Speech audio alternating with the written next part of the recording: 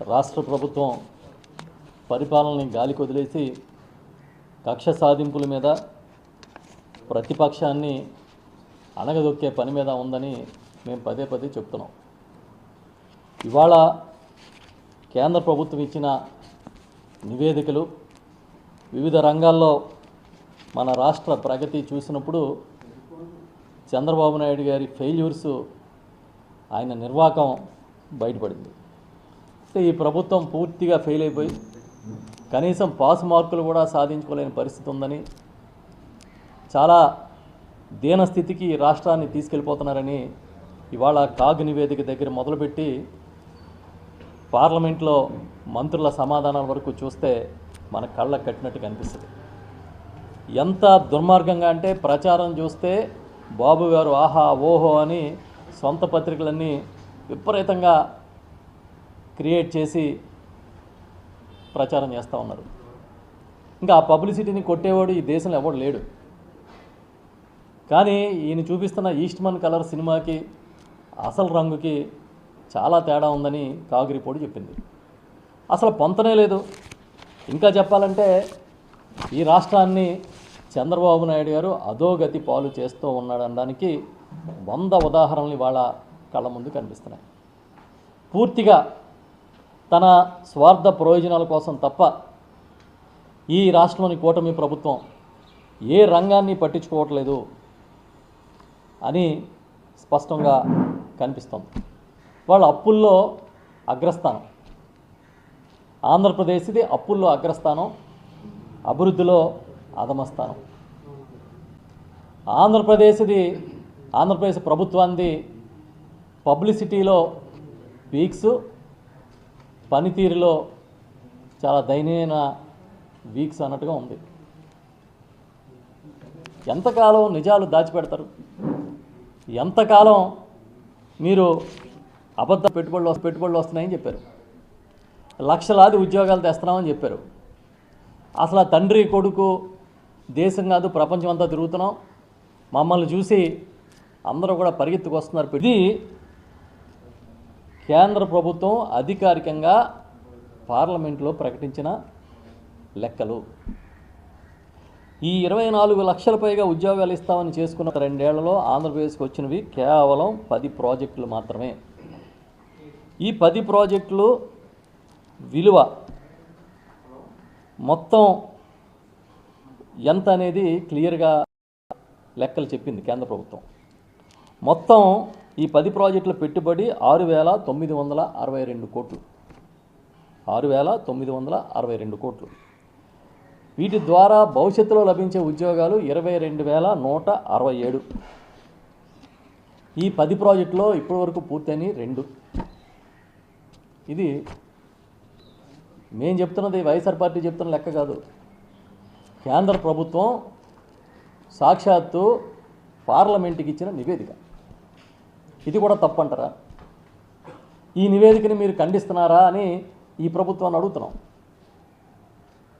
అసలు 24 లక్షల కోట్ల పెట్టుబడులు అని మీరు చెప్పిన అంకె ఎక్కడ?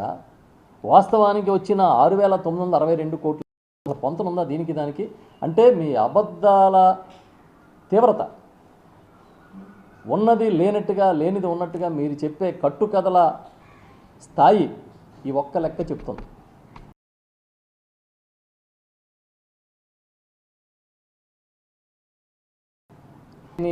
పెట్టుబడుల్ని 24 లక్షల కోట్లు పెట్టుబడులు అని చెప్తున్నారంటే, మీరు ఇన్ని జిఎస్టీ రాయితీలు ఇతర రాయితీలు ఎందుకు ఇస్తున్నారంటే పెట్టుబడిదారులు పరిగెట్టుకొస్తున్నారు, ఆంధ్రప్రదేశ్ని అద్భుతం చేస్తామన్నారు.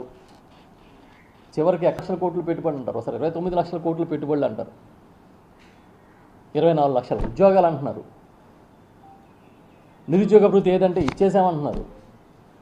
ఇన్ని అబద్ధాలా? సరే, ఈ రాష్ట్రంలో మీడియా మద్దతు ఉంది కాబట్టి, మీకు చాలా మీడియా సంస్థలు మీ చేతిలో పనిచేస్తున్నాయి కాబట్టి, మీకు మద్దతుగా ఉన్నాయి కాబట్టి బొంకుతారు.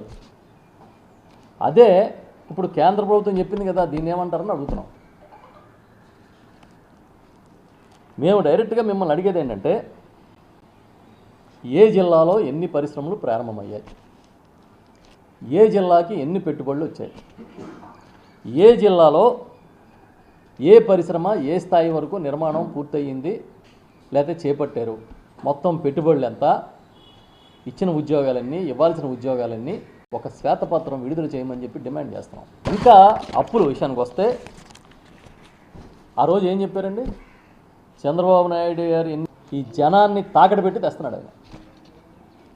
ఇప్పటికీ 2 ఏళ్లలో చేసిన అప్పు ఎంత అంటే 2 ఏళ్ల బడ్జెట్ లోపల బడ్జెట్ బయట రాజధాని పేరుతో చేసిన అప్పులన్నీ కలిపి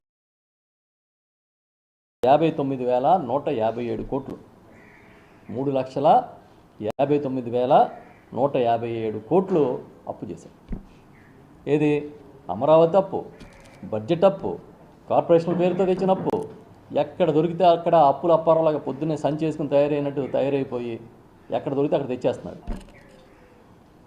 ఈ అప్పంతా ఈ డబ్బంతా ఏం చేశారని అడుగుతున్నాం. ఇప్పుడు జగన్మోహన్ రెడ్డి గారు ఉన్నప్పుడు 5 ఏళ్ల కాలంలో ఈ 2 ఏళ్లలో మీరు చేసిన దానికన్నా తక్కువ చేసిందో ఈ రోజున మీరు బ్రహ్మాండంగా అంతకన్నా 2 ఏళ్లలో అద్భుతంగా చేశారు. కాకపోతే ఆయన ఏంటంటే మీకు సొంత బాకాలు ఉన్నాయి పత్రికలు. మొన్న ఎక్కడో పత్రికలో చూసా, జగన్ గారు చేస్తే అప్పుల కుప్పంట, చంద్రబాబు నాయుడు గారు చేస్తే నిధుల సమీకరణ అంట, రుణ సమీకరణ అంట. ఎంత షుగర్ కోటెడ్గా పంచదార చిలకని తయారు చేసి చెప్తున్నారు సోది. జగన్ గారు చేస్తేనేమో అప్పుల కుప్ప ఎలాగైపోయింది, చంద్రబాబు నాయుడు చేస్తే వయ్యారి కుప్ప ఎలాగైపోయింది, వయ్యారి బామ్ ఎలాగైపోయింది. ఈ రాష్ట్రం సిగ్గుందా ఈ రాయడానికన్నా అని అడుగుతున్నాం. 492 కోట్లు సగటున రోజువారీ అప్పు తెస్తున్నారు మీరు. వాళ్ళు దీంట్లో ఈ మొత్తాన్ని దీన్ని ఎక్కడ ఖర్చు పెట్టారు, ఎవరికి ఖర్చు పెట్టారు చెప్పాల్సిన బాధ్యత ఈ ప్రభుత్వానికి ఉందా లేదా? సూటిగా అడుగుతున్నాం, చెప్పండి. తెచ్చిన అప్పు ఎంత, ఏ రంగానికి ఎంత ఖర్చు పెట్టారు? పోనీ కాగు ఇచ్చిన వివరాల ప్రకారం, లెక్కల ప్రకారం చూస్తే మీరేమీ ఈ రాష్ట్రానికి అసెట్ క్రియేషన్ చేయలే, ఏమీ ఆస్తుల్ని సమకూర్చలేదు, అద్భుతంగా ప్రగతిని చేయలేదు. పోనీ ఏదైనా సూపర్ 6 అమలు చేసాం, ఆ డబ్బు తీసుకొచ్చి అకౌంట్లో వేసేయమంటే అది కూడా లేదు. మరి ఎక్కడ తీసుకెళ్ళారు డబ్బు అంతా?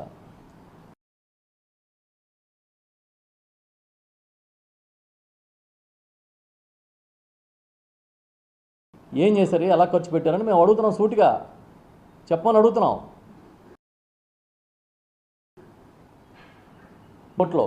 ద్రవ్య లోట్లో దేశంలోనే ఈ రాష్ట్రాన్ని మొదటి స్థానంలో నిలబెట్టారని చెప్పి కాగు లెక్కలు చెప్పింది. ఫిస్కల్ డెఫిసిట్, రెవెన్యూ డెఫిసిట్ అన్నిట్లోనే నెంబర్ 1. ఇది చంద్రబాబు నాయుడు గారు మళ్ళీ విజనరీ అంటారు.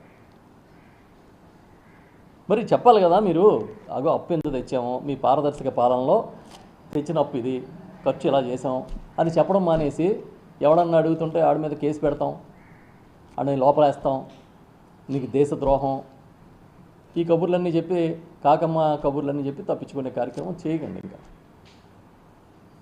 ఇప్పుడు మాకు కావాల్సింది నిజాలు కావాలి ఈ రాష్ట్రానికి. మీరేదో ఎక్కువ కాలం మీకు ప్రచార బలం ఉంది కదా దాంతో తప్పించి తిరుగుదామంటే ఒప్పుకోరు. చూశారు కదా దేశం మొత్తం మీద యువత రోడ్ల మీదకి ఎలా వస్తున్నారో, ప్రశ్నించే గొంతులు ఎలా లేస్తున్నాయో చూస్తున్నారు కదా. ఇవాళ ఈ దేశంలో ఒక మెసేజ్ వస్తూ ఉంది, మీ ఇష్టానుసారం మీ చేస్తానంటే ఒప్పుకోమని ప్రశ్నించే గొంతులు లేస్తున్నాయి.